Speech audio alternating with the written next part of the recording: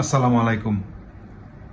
দেশের যে কি অবস্থা হইতেছে, আইন শৃঙ্খলা সিঙ্গাপুর বা চায়নার দিকে না তার বিপরীতে হইতেছে। গাছ কাটতেছে অবৈধভাবে, কিন্তু সাংবাদিক বাধা দেওয়া নেই, তাদের উপরে অত্যাচার এবং মারতে গেছে। দেখেন ভিডিওটা। তো দেশের অবস্থা খুবই খারাপ হইতেছে, এবং আমরা এই যে আগেই বলছিলাম যে আমরা আগের থেকে কন্ট্রোল করে নিয়ে মানুষ উগ্র হয়ে যেতেছে। ঠিক আছে, মানুষ অনেক উগ্র হয়ে যাচ্ছে। কথায় কথায় মানুষ মারতে আসে, অক্ষর মাইরা লায় কথায় কথায়, ঠিক আছে, ছুরি মারে, গুলি করে। মানে আমরা যদি এখনো চায়না এবং সিঙ্গাপুরের মতো কন্ট্রোল না করি, আমাদের দেশ শেষ এবং শেষ এবং শেষ। শুধু গাছ কাটালে সাংবাদিকটা মেরে লেতে পারে, মেরে ফেলে। ঠিক আছে, তো আর কিছু বলার নাই।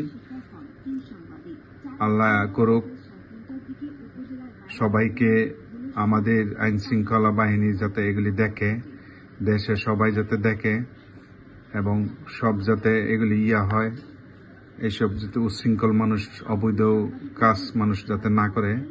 ঠিক আছে, আমাদের দেশ যদি এরকম যদি শৃঙ্খলায় না আসে, আইন শৃঙ্খলা, ল অ্যান্ড অর্ডার যদি আমরা কন্ট্রোলে না নিয়ে আসতে পারি, তাহলে আমাদের দেশ শেষ, একদম শেষ। ঠিক আছে, তো সবাইকে আহ্বান জানাবো, স্পেশালি প্রশাসনকে আহ্বান জানাবো এগুলি ডিপ ভাবে দেখতো, এবং শুধু এইখানে না, সব জায়গায় যেন সিঙ্গাপুর এবং চায়নার মতো যারা কন্ট্রোল করে, আইন শৃঙ্খলার মানুষকে শিখায় এবং সবকিছু করে। ধন্যবাদ।